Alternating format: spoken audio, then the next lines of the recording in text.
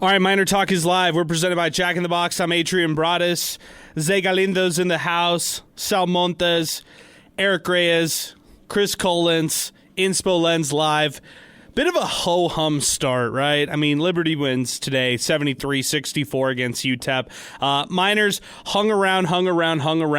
It was Kasim the Dream Watson with a three-pointer that cut it to 2 points, 66-64, minute 25 to go. Miners give up a bucket on the other end late in the game. It's 68-64. UTEP had the possession, under a minute to go, couldn't score, has to foul, and that was the game. I mean, UTEP hung around late in this one. Just not enough. When you're playing Liberty, you got to slay the dragon. You got to slay the beast. Like this is a squad right here in Liberty that's so good, so disciplined. I mean, there's a reason why they're 14-0 in Conference USA. This was their 16th straight victory. Miners, the one that's going to stick out to me is the fact that 13-1 run to close out the first half that they gave up to Liberty. Miners had the lead. I mean, let's not forget that. They were up 25-15 here late in the first half. They were rolling. I was thinking, man, is this some of the best basketball we've seen from UTEP basketball all year long in the first half at one point? And then that all evaporated quickly or dissolved quickly. And it was the Flames who rallied in the late in the first half. They had that 13-1 run. The one that kills you is the Colin Porter pickpocket score on the other end and one foul. Like, of course he's going to make the free throw, but stealing it in like the final seconds, that was like the final 45 seconds of the game. Of the first half. That was a killer right there. And it's the same guys over and over. It's the same trio who's done it year in and year out. Zach Cleveland, Colin Porter, Caden Matheny. They get it done against the Miners. 8th time these two teams have played in less than 2.5 or less than 3 years, I should say. And Miners, after they've taken a couple steps forward, kind of go back, not necessarily square one, Sal, but take a couple steps back after a loss here today against Liberty, 73-64. CUSA refs, we can blame all them all you want, but in reality, Miners couldn't get it done, and they hung in. Give them credit. They hung in, made it a 2-point game late in this one, but couldn't do enough to get them over the top and actually win this game. Yeah, I think it's a mixture of a couple of things. I think, number one, Liberty's just that much better. Not only that much better than UTEP, but clearly everybody else in the conference. I think that's number one. They can afford to play poorly and still win a game, right? Liberty's just going to go out there and flex their depth and do what they do. And then as far as the other thing goes, it's just a game of runs, and they didn't have as many runs as Liberty at the same point. They didn't close it out solidly the final couple minutes at the end of the first half, and then even going to the final couple minutes at the end of the second half where they needed those buckets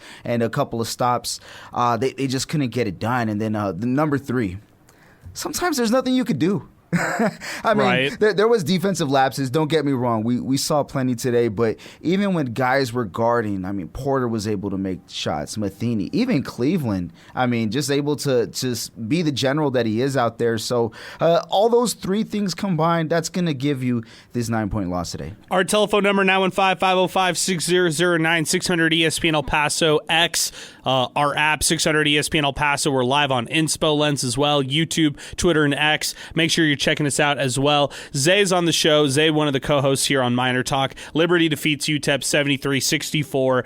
3,900 fans here today in attendance, Zay. ESPN2 broadcast. Give me your takeaways, immediate, instant reactions after UTEP loses this one. Yeah, I mean, 9-point loss. It looks a little worse on paper than it really was, right? It went down to that final minute, and that's where Liberty really did pull away. But yeah, you guys summed it up perfectly. It's not a complete step back, but offensively, they did struggle a little bit too much, right? For what we've seen, especially these past 5 games, they didn't look good. I mean, they defended at a pretty decent clip. I mean, 73 points against Liberty, you take that, right? You take that, but you're not going to beat the best team in Conference USA and one of the best mid-majors in the country only scoring 64 points. Like, that's just not going to happen. So, yeah, they just struggled a little bit too much offensively.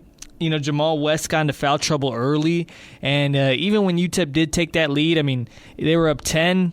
They still didn't have enough juice offensively. if you're going to harp on the identity being West Jr., Watson, and Jones, well, look at today. I mean, Watson 10 points, 3 of 10. West with 8 points, fouls out, 3 of 8. They were combined 6 of 18. I mean, you need more from those guys every single game. And Jones still had his 15. He still had a really good game on his side. Flirted with the double-double with 15 and 8 rebounds, but still, you didn't get enough from West Jr. and Watson to win this game, even though Watson had 10 points. Yeah, I mean, look, at the end of the day, KJ Thomas, he did step up in a big way. I mean, he was 6 of 7. Player of the game. Yeah, 2 of 3 from beyond the arc. He had some big threes. He had a big one late in the game. 14 points. I mean, it's his best offensive performance, I think, ever at UTEP. And even then, right, you're going to need all 3 of the bigs to step up, and then an extra guard, and then someone off the bench. That's how this team is built, and especially offensively. So you're not going to be able to get it done like that. And I also felt like just offensively, I felt like the ball stuck. I feel like they didn't move it around enough, and maybe that's just how Liberty plays them. But at the end of the day, 9 assists, I mean, that's a decent amount, but Caleb Blackwell, we saw him 6 assists last game, right? KJ Thomas is able to pitch in some as well today. Only 3 assists for Caleb to go along with 3 turnovers and 1 assist for KJ. I mean, those are your 2 primary ball handlers. You want to see a little bit more out of them. Yeah, a little ho-hum from us to start off MinerTalk here on the program. Now in 5505-6009. Eric, welcoming you onto the program, our spring intern. Your thoughts, your instant reactions. Liberty wins 73-64. Just frustrating, just the fact that UTEP was playing them very tightly. They were making Liberty take some tough shots. I'm going to counter what Zay said. They played defensively great. They had a great defensive game. They were disrupting Liberty. Matheny basically did nothing this whole game. They took him out of the picture.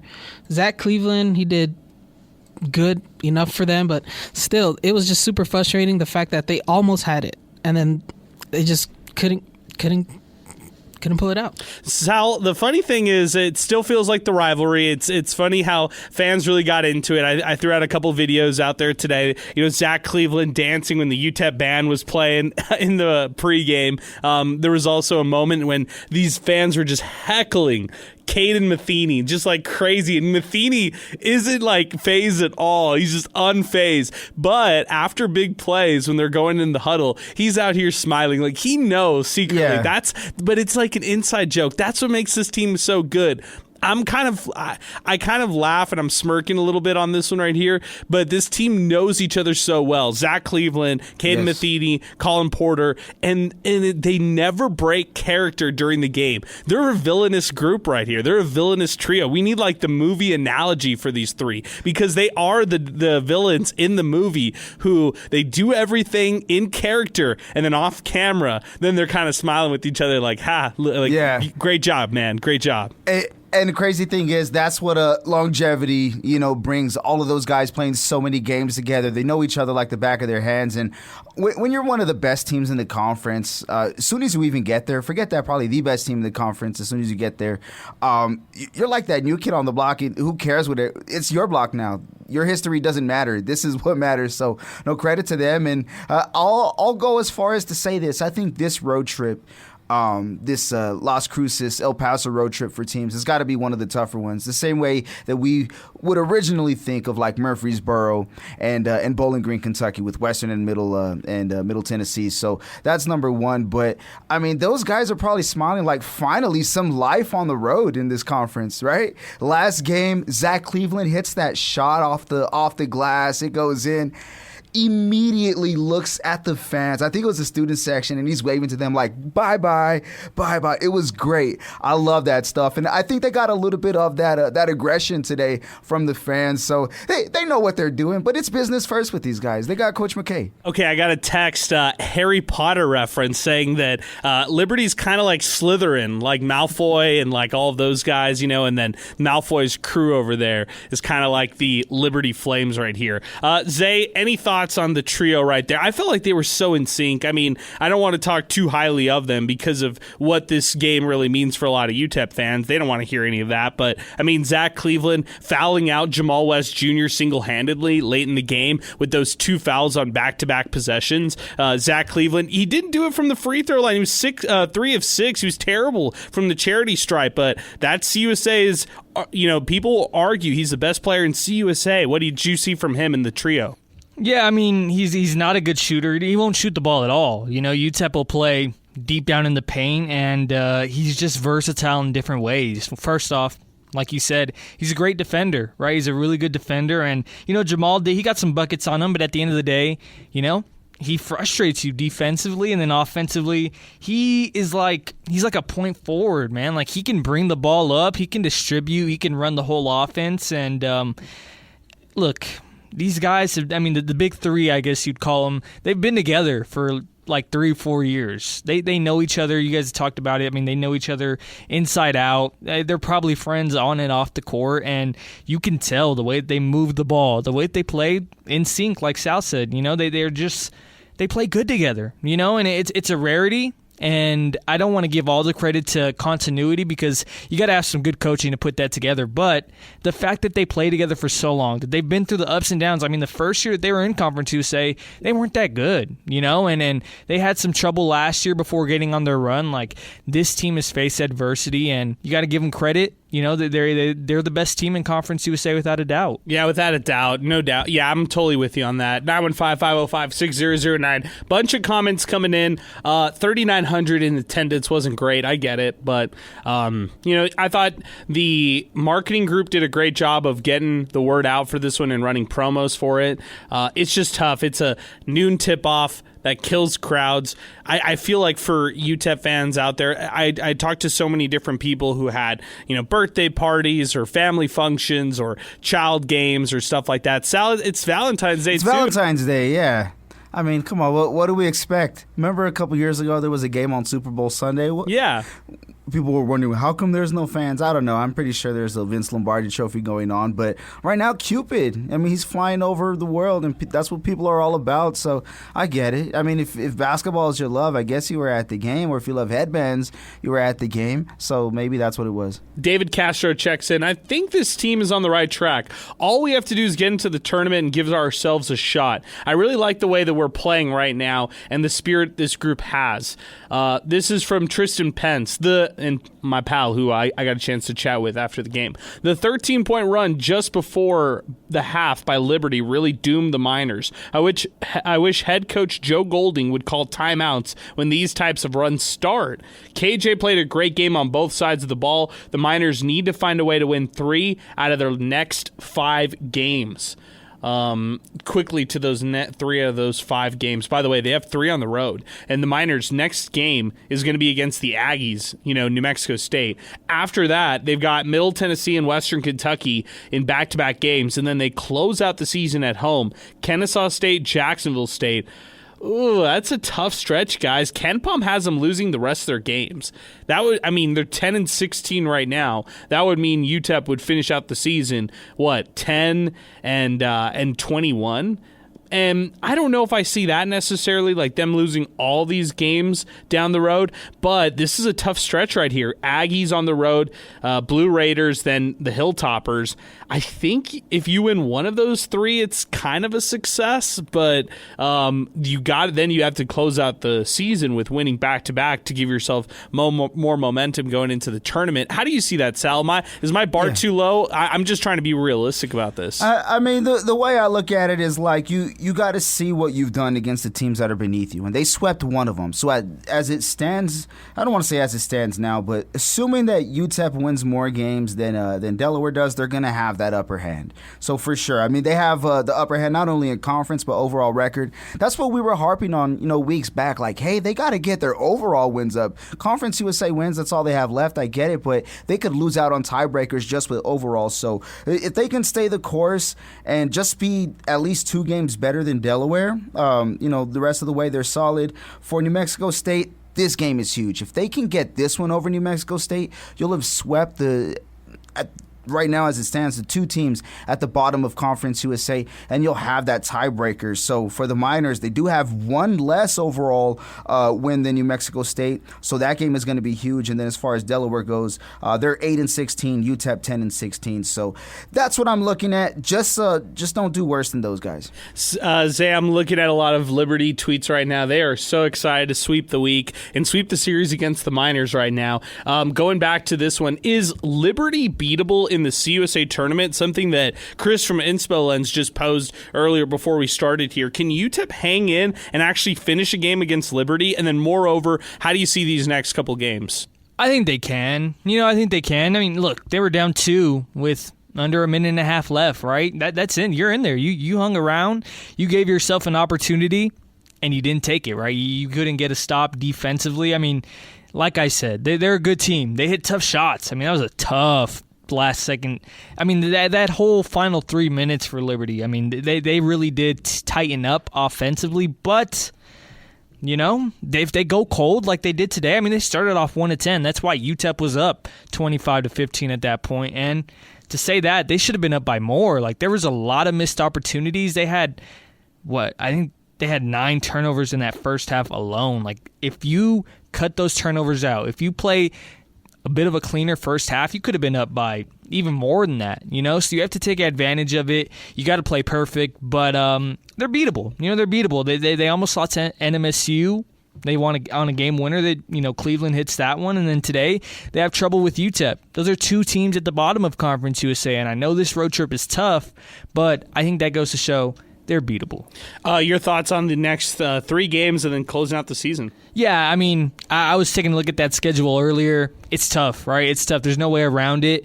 That NMSU game, like Sal said, they're at the bottom of the conference, but it's NMSU. It's the Pan American Center. I mean, before last year, you hadn't won there in forever. So to say that you're going to go in and they're not going to be favorites, right? UTEP's going to be underdogs no matter what.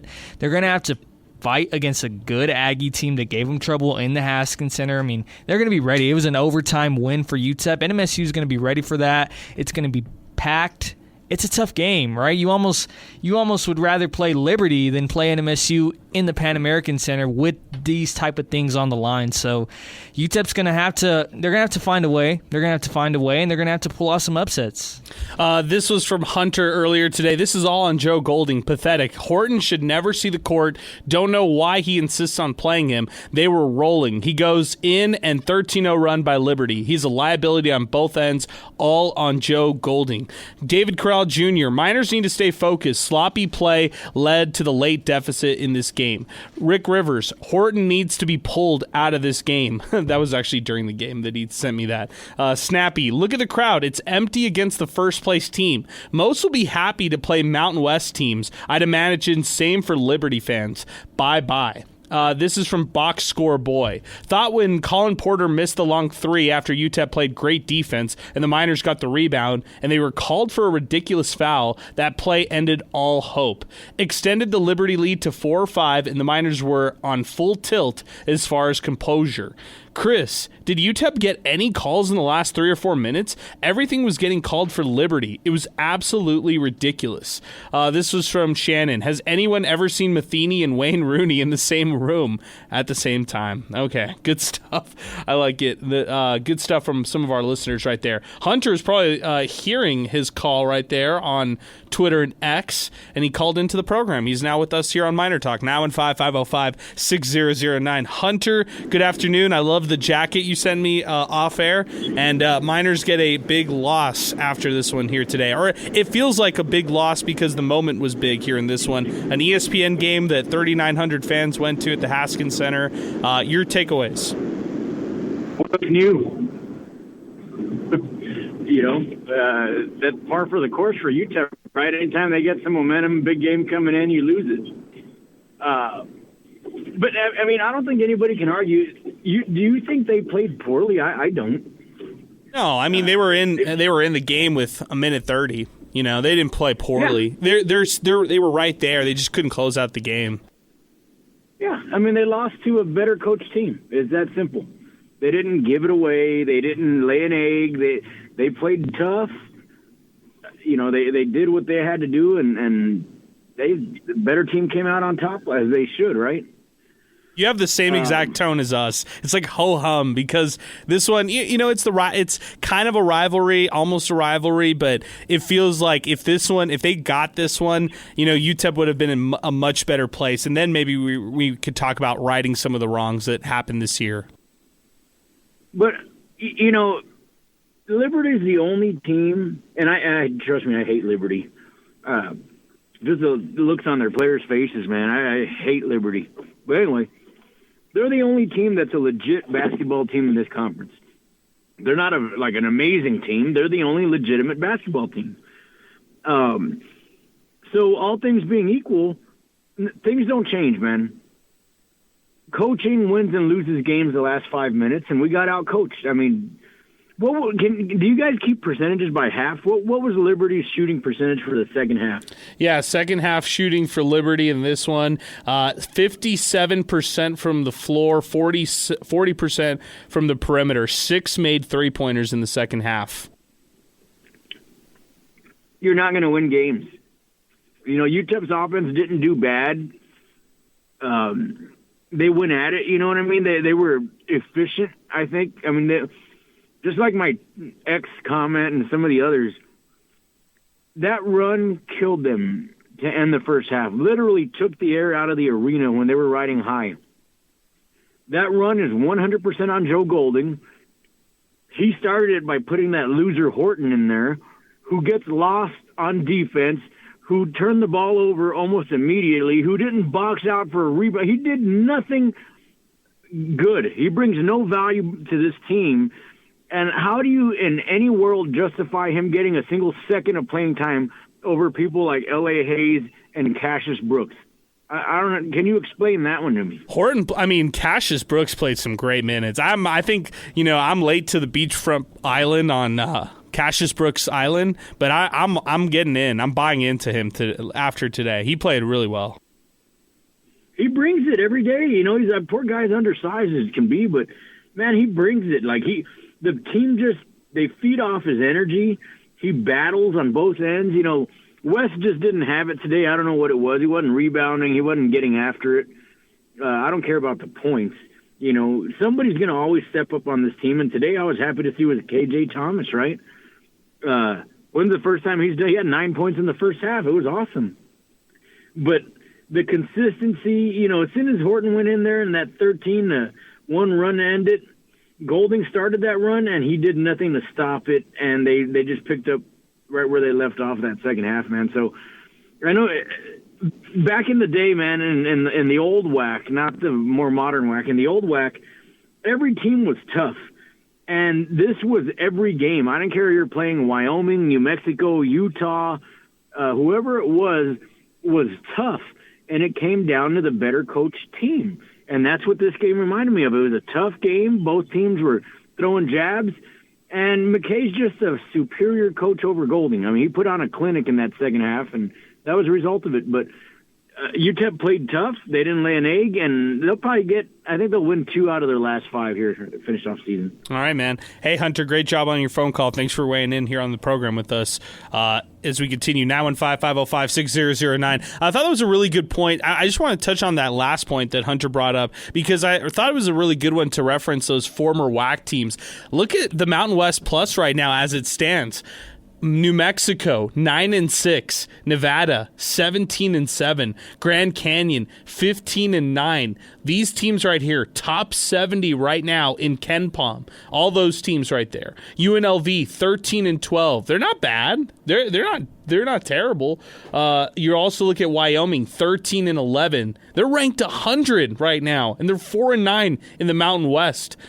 San Jose and Air Force are the only bad teams right now who are much worse than everybody else in the Mountain West. San Jose at 6-18, and then Air Force 3-21.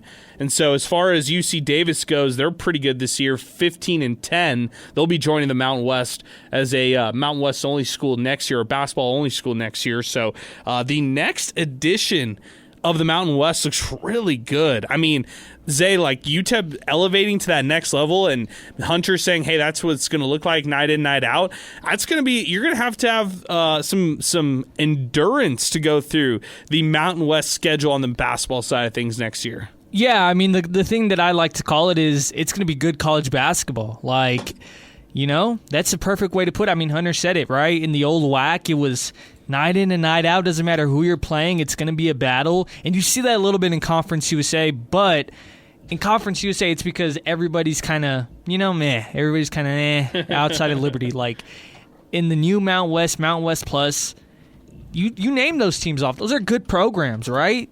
UNLV, they're kind of the UTEP of the now Mountain West. I mean, they're trying to hold on to history from the 80s. You know, Jerry Tarkanian, right? The Renan Rebels. There you go. They're a program that's, you know, they're a sleeping giant. They're in one of the biggest cities in the nation. They have NIL for days. They just got a new head coach. They're going to turn things around.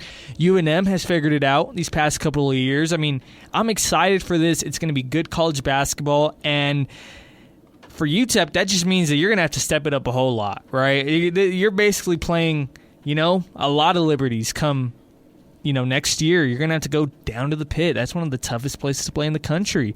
You know, you're going to have to go to Las Vegas. You're going to have to go to UC Davis. You're going to have to go all these different places. Grand Canyon, you know, that's one of the toughest places to play as well. So you have the regional rivalries. You're going to have some fan support.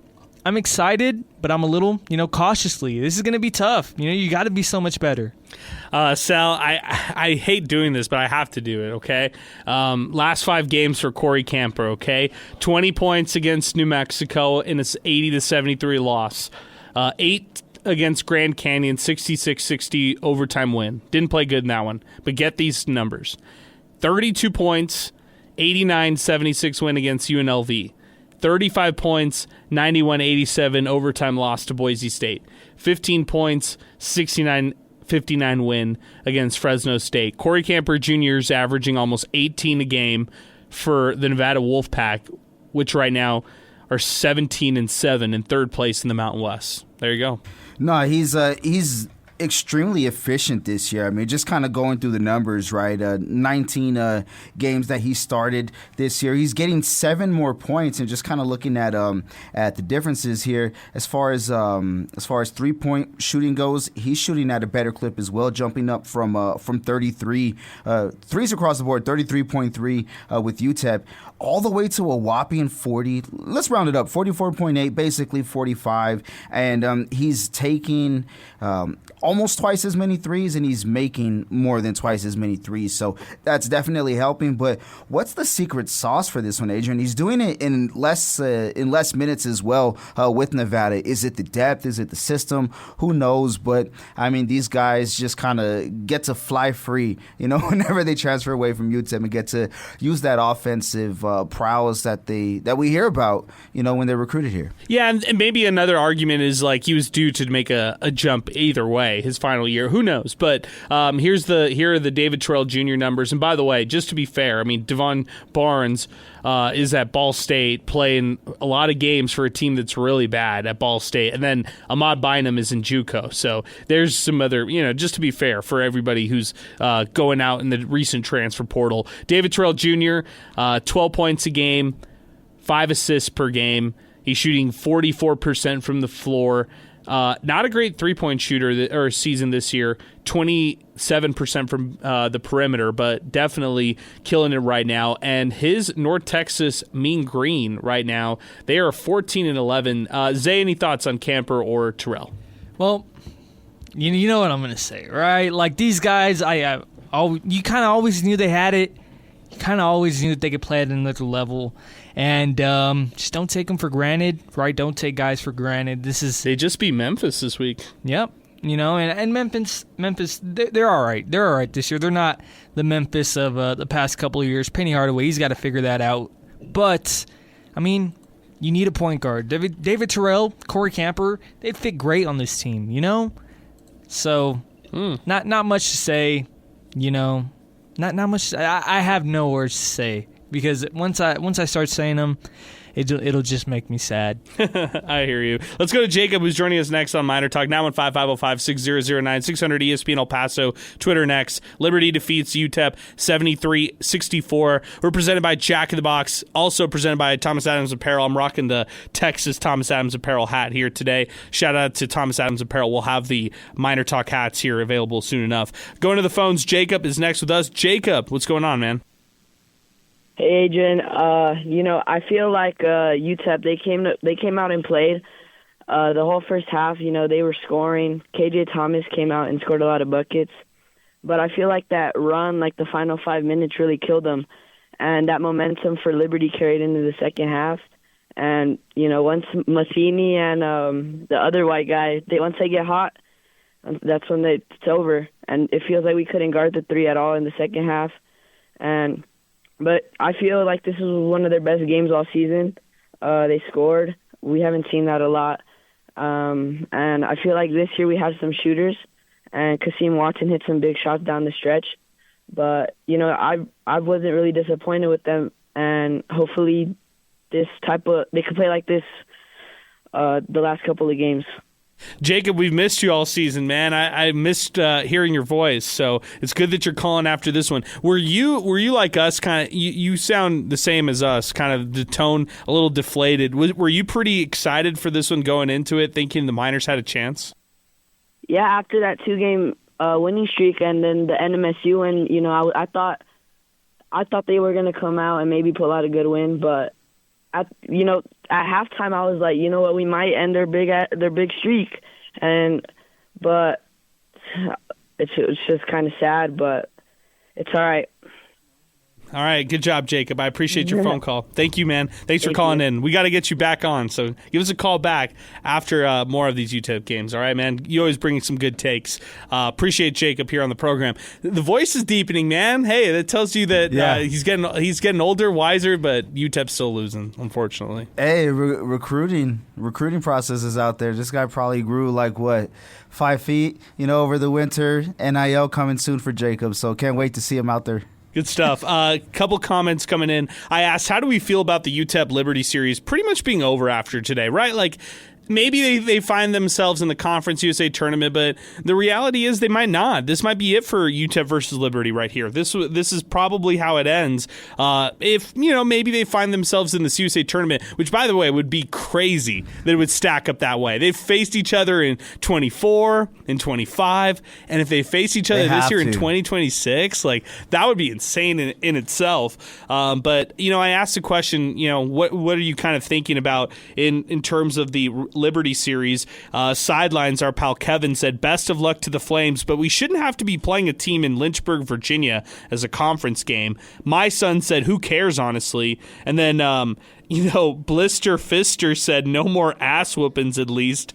Man, what are your thoughts, Sal, when I say it might be over for the Liberty series? I think it's over as far as an annual series. I think that's guaranteed. The fun just took place in conference, and I think that's why it was so cool, because I'm trying to think about how these two teams would meet up, at some point in time in the future. And the only thing I can think of is it's good for UTEP if they play Liberty again, because Liberty might be hard to get a hold of. It's hard to say.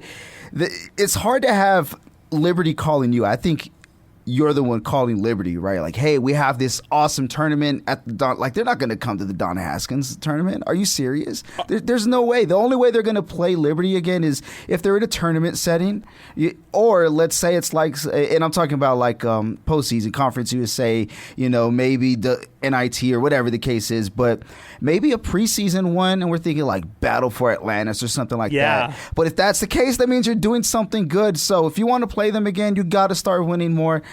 I don't know if they're going to be picking up the phone. And it's not just the UTEP thing. I think it's a lot of Conference USA things. There's no way they would be playing Middle Tennessee on an annual basis. No way they'd be playing Sam Houston on an annual basis. Who knows how long they're even going to be in Conference USA for. So if they play him again, I think it's because UTEP's doing something right. Yeah, to that point, Zay, I'm thinking to myself, like, the next conference for Liberty feels like the ACC, but maybe it's the American, or maybe it's CUSA because they like being the big fish in the small pond. But whenever they leave CUSA, this conference will crater. This conference hangs so much on the likes of Liberty, and it's because of their success. But they're kind of the big fish in this small pond right here in CUSA right now.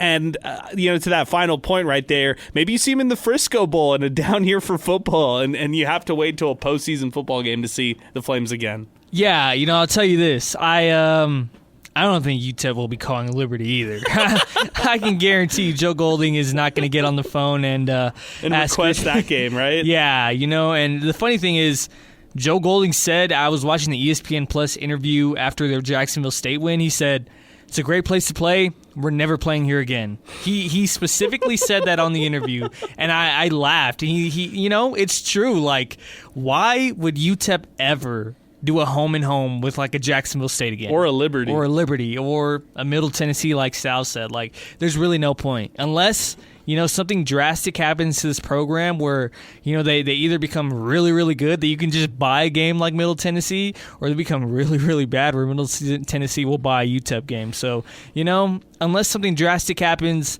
I guarantee you no more Liberty games unless, of course, it's like a preseason tournament. It's fitting that all this happened here for this one right here. And if this is the end for Liberty right here, I think people will go down just remembering this trio of Zach Cleveland, Caden Matheny, Colin Porter, and being kind of that face of hatred, face of whatever you want to say. But regardless, appreciate that. Hey, long overdue, but let's pause 10 seconds for station identification. You're listening to MinerTalk, brought to you by Jack in the Box here on 600 ESPN El Paso.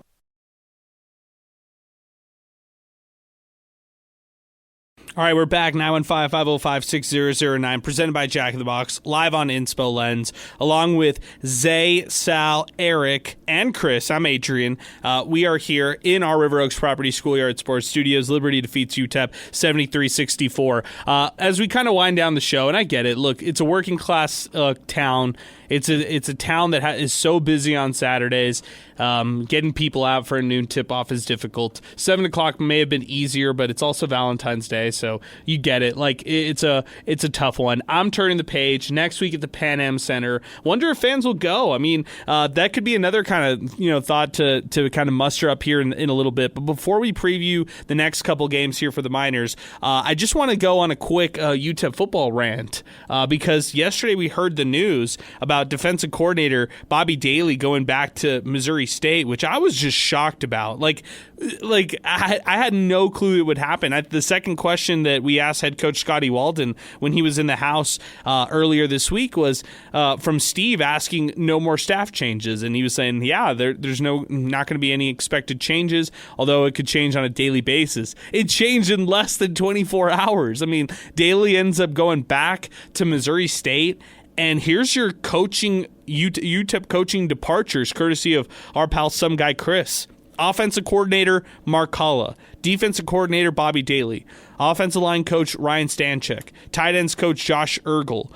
Cornerbacks coach, Aaron Foster. Bandits coach, Seth McDonald. Running backs coach, Jordan McNeil. Linebackers coach, Brandon Butcher. DBs coach, Cade Glenn. Strength coach, Chris Campbell. GM, Gio Giolotti. A complete reset, Sal, for football from top to bottom. Staff, completely new staff here for this spring. Yeah, and who knows what the team is going to look like as well, right? Right after the spring of football games. So who knows what's going to be learned, how much is going to be retained, what's all going to be new. But what I really want to see is, like, how are they playing that third game of the season, that fourth game of the season with the new staff? Like, I think that's a respectable amount of time to kind of see, what a team is shaping up to be. And basically, if we're seeing the same thing that we saw the first couple of years, then it doesn't even matter what coordinators there are. Yeah, I'm totally with you on that. Zay, any thoughts on the unexpected coordinator change that we heard? Yeah, I mean, look, at the end of the day, Montana State, they just won an FCS championship. He coached there before. And, it's tough, right? But it's Montana State. Like, I know it's his spot, but it's Montana State. That's right. That's crazy. It's crazy to me that it happened so late. Like, it happened so late. This is so late in the cycle, but that's the way these things go. You can't dwell on it. They moved quickly, right? They already got a new defensive coordinator, and UTEP's defense was good this year. But you guys know me. I wasn't a huge fan of it. I thought they were overrated, so you don't think it's that big of a loss? Yeah, I don't think it's that big. You'd rather them kind of hit a hard reset right now. Yeah, I mean, Montana State, they were all right last year. 2 years ago. And last year, without Bobby Daly, they won a FCS championship. So, well, were you okay? I hear what you're tongue in cheek right there. I get your tone. But here's my other question to you: were you cool with the promotion of who they made? Kyle Bayer, who's their DC now, who was the DC at Indiana Wesleyan in 2022 and the linebackers coach for UTEP, moving up from special teams coordinator and linebackers coach, which, by the way, I thought it was Joe Papalardo who was the special teams coordinator, but regardless, Kyle Bayer, the next DC for UTEP. Yeah, look, you don't have many options, right? Kelvin Sigler, that was my thought. Is like he was a defensive coordinator in the past for Jack State.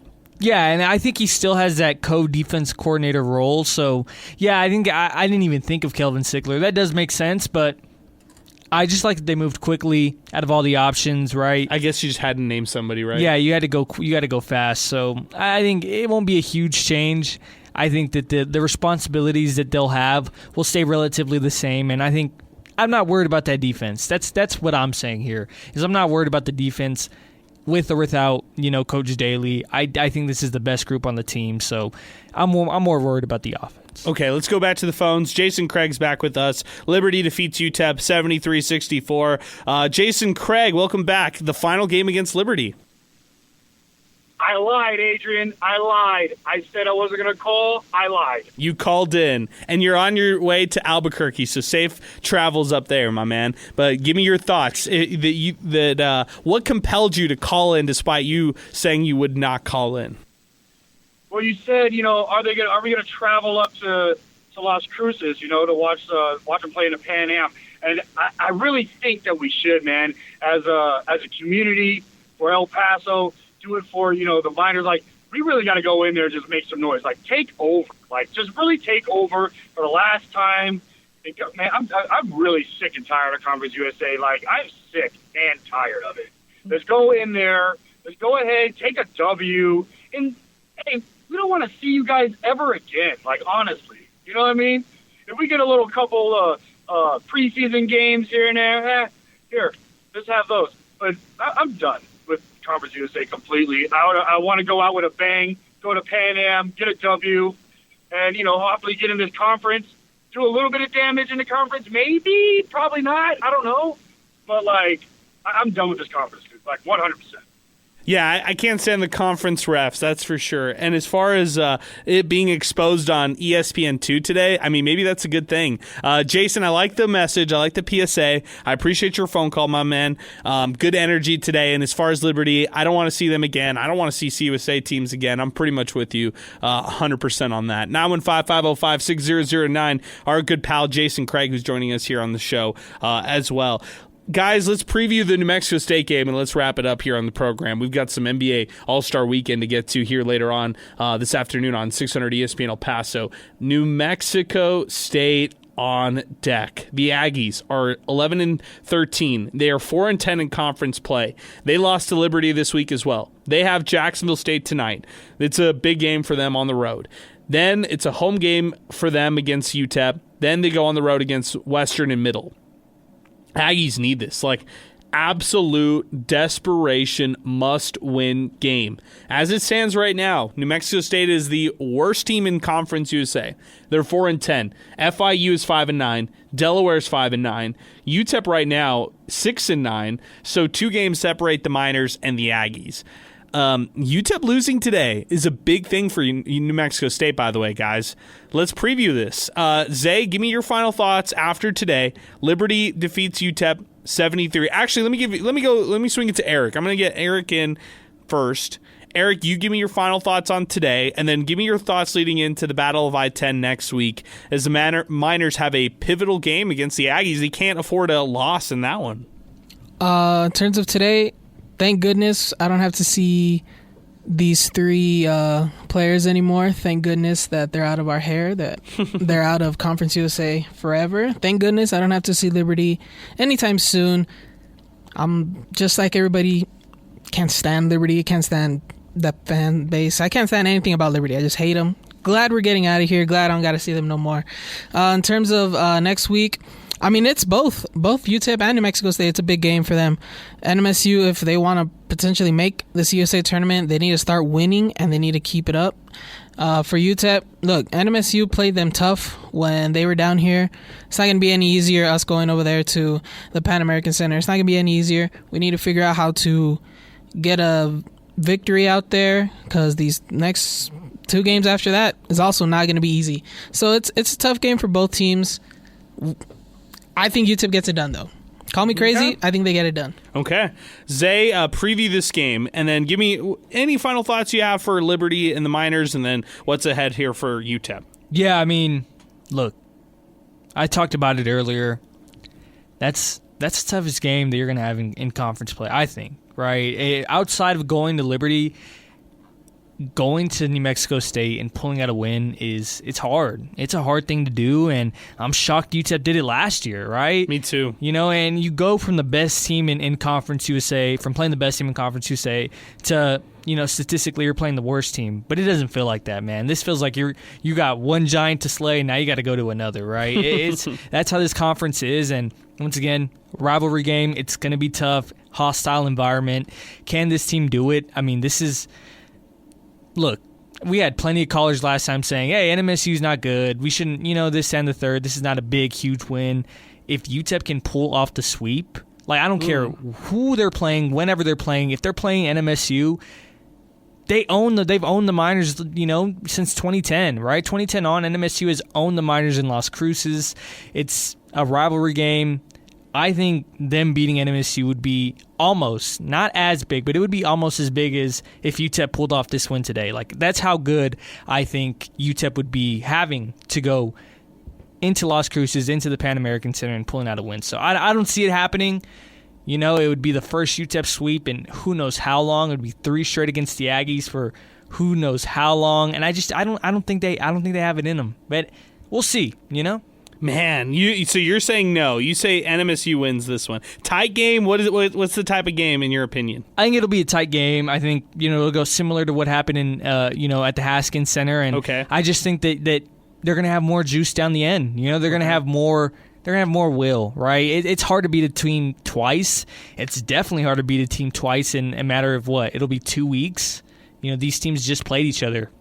So, yeah, I think that Huon's going to figure it out. They need this win. He needs this win. Like, he needs this more than Joe. So they're gonna throw everything at him. And can you imagine those fans if they don't win this one? They're going to be livid. Yeah. So I think that I think NMSU takes it. Okay. Sal, let's preview New Mexico State. Talk a little Liberty as well with us as we wrap up today's show. And the Flames win by 9. It didn't feel like a 9-point game. Felt like very close down the stretch. You got to give credit to UTEP for hanging in the way that they did. But can the Miners pull it off on the road in a must-win game here next week? Can they? I think they can. It's just a matter of will they. And are the lights going to be too bright? Here at home, we could be honest, man. They kind of got some home cooking against New Mexico State, and that helped. It didn't give them the win, but it helped propel them to it. And the same thing when the Miners are on the road too. Some other teams get the calls. That could just be the kind of game it is, and I think it is going to be tough. New Mexico State's played Liberty twice, and both of those games for the Aggies come in heartbreak. I mean, looking at the first game, 73-71. Oh, right? Man. Over there in Lynchburg. And after that, the Aggies, they bounced back with the 97-68 win. So, kind of going over here to the more recent one, they lose off a bank shot from Cleveland, 77-75. And you go right before that when they played the Miners, they lose by 3. Right before that, they beat La Tech. So, I mean, say what you want. Yeah, they've lost 2 out of their last 3, but they're playing better. You know what I mean? They're having chances. And for New Mexico State, it's a huge game against Jacksonville State. They don't get a break either, right? They're on the road over there in Jacksonville, Alabama. So we'll see what happens to that one. However, there's just a lot of bad blood between these two teams. I think New Mexico State just gets it. It's one of those series where, you know, sometimes the home team's just going to win this one for who knows how long. You made me think, do we see another fight? If the last one was a fight, if that's what we're going to call it. Or let's say bench is cleared. Do we see benches cleared again? I want to see punches thrown, man. I want blood on the field, out there on the court. That's what I want. Come on, guys. Bring it back. Hey, New Mexico State, UTEP is leaving your conference because they think they're better than you. Are you going to accept that, or you want to throw something? Hey, UTEP, New Mexico State's mad because, you know, they cried when they lost in overtime. You're going to make them cry again? I want to see that. Come on. Zay, any thoughts? I mean, come on, guys. Of course. Let's see. Come on, man. I mean, man, I was scrolling on Twitter, and this popped up. St. John's, Providence, Bryce Hopkins. If you follow that, he knows he was a star at Providence. He ends up transferring out to St. John's in his return game. Benches clearing, fight, and I got to hear the announcers. Oh, this is terrible. We hate to see this. Like, come on, guys, don't lie to yourself. You know, come on, that got me out of my seat, man. Everybody in the crowd is cheering and everything. And these announcers, you hate to see this, man. We need to clear this up. Like, no, right? Like, I like the fun stuff in games. I don't know if you guys are watching the Super Bowl, like. There was the streaker, and then there were like some idiot on the field. Yeah, some idiots on the field. Like, no, bro. Like, show me the streaker, man. Let's see this, man. Like, it's the most interesting part of the game. Yeah, it's the part that everybody likes. Come on, man. As far as entertainment goes, we like the not normal stuff, Zay. We like that at times. Yeah, you know, and it's a rivalry game. I want it to feel like it. Like, you guys can dap up behind the cameras, like at least put on a show for the fans. Like, it's a rivalry game. I don't want to see you guys hugging it out. No. Like, for 40 minutes, I hope these guys hate each other. Like, that's what it should be. That's what a rivalry game is. That's what any game should be, but especially this one. It makes it fun. It makes the stakes fun. I mean, these schools are separated by 45 minutes. These fans don't like each other. These programs, hypothetically on paper, really shouldn't like each other. And I know it's all respect at the end of the day, but let's have some fun. Let's have some fun. Let's watch a good one. I'm excited about it. It's right around the corner. Battle of I-10, Part 2, in a pivotal matchup between the Aggies and the Miners. But that'll do it for us here today. My final thoughts on Liberty, that's how it goes. It's just how it goes. Miners had 8 matchups against them in 2.5 years. I think they had chances to win more than they actually did. I like the build-up going into this week. I like the fact that the Miners were playing with a little bit of momentum. In the first half, I was thinking they really have a chance. Second half rolled around. They fought back, and gave themselves a chance, and the Flames are just too much. Can they exhaust the Flames in the Conference USA tournament? I don't know. You got to destroy the Flames to beat them. You have to just beat them by 10 or something in order to make it happen. The thing, though, with Liberty, too, I mean, as good as they've been in this conference, right, you can't get any better than 14-0, but they've had some close calls, yes. Adrian, and against some teams who are not that solid. I mean, Florida International somewhere in the bottom of this conference. They almost got the win. For Liberty, they pull it out 97-94. Just kind of going down the list. New Mexico State, we mentioned those 2 games. They won by 2, so that's 3. And then I know there was another one. Missouri State, a newcomer in Conference USA. I know Liberty was a newcomer, 3 years ago or something like that, but this is a team with a track record. I can't remember all the teams, but I'm just going to name some teams. Houston, maybe Duke, somewhere along the lines of that. In the Richie McKay tenure, I believe, or somewhere in the last 10 years or so, nobody's won more games than that bunch of teams. And these are perennial Sweet 16, Elite 8, even Final 4 teams. And I'm not saying they've made it that far, but that's just the company that Liberty is. So they're very lucky they're in Conference A this year, as solid as they are. They can definitely get tripped up in the tournament by anybody. Yeah, I think they're vulnerable. I think what you talked me into it. They're a vulnerable team. There are some close games. They were on the wire here today. They were on the wire against New Mexico State. They're vulnerable. They're just winning some good games, and they're pulling it out in positive manners. Hey, as far as next week go, I have the Miners. I'll disagree, and I'll say I'll take UTEP in this one. I just think that the Miners can get it done on the road, and they'll have a whole week to prepare. Maybe that's not a good thing. Maybe you want to be in a more of a regular routine where you're playing Thursday, Saturdays, or Wednesday, Saturdays.